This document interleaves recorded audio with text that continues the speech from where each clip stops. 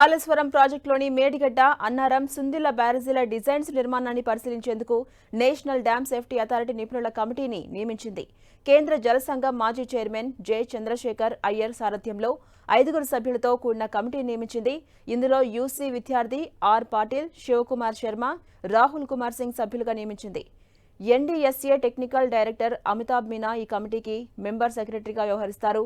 ఇక మేడిగడ్డ బ్యారేజీలోని పియర్లు కుంగిపోవడంతో అప్రమత్తమైన తెలంగాణ రాష్ట్ర ప్రభుత్వం ఈ ప్రాజెక్టులోని మేడిగడ్డ, అన్నారం, సుందిళ్ల బ్యారేజీలపై సమగ్రంగా విచారణ జరపాలని ఫిబ్రవరి 13న నేషనల్ డ్యామ్ సేఫ్టీ అథారిటీకి లేఖ రాసింది. 3 బ్యారేజీల డిజైన్స్తో పాటు నిర్మాణాలను నిపుణుల ఆధ్వర్యంలో అన్ని కోణాల్లో పరిశీలించాలని ఎన్డీఎస్ఏ విజ్ఞప్తి చేసింది. ఇక స్పందించిన నేషనల్ డ్యామ్ సేఫ్టీ అథారిటీ ఈ 3 బ్యారేజీలపై కమిటీని నియమిస్తూ మార్చి 2వ తేదీ శనివారం రోజున ఉత్తర్వులు జారీ చేసింది.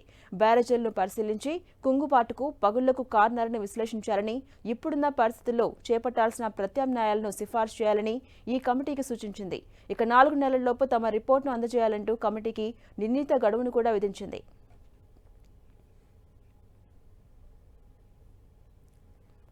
ఈ నెల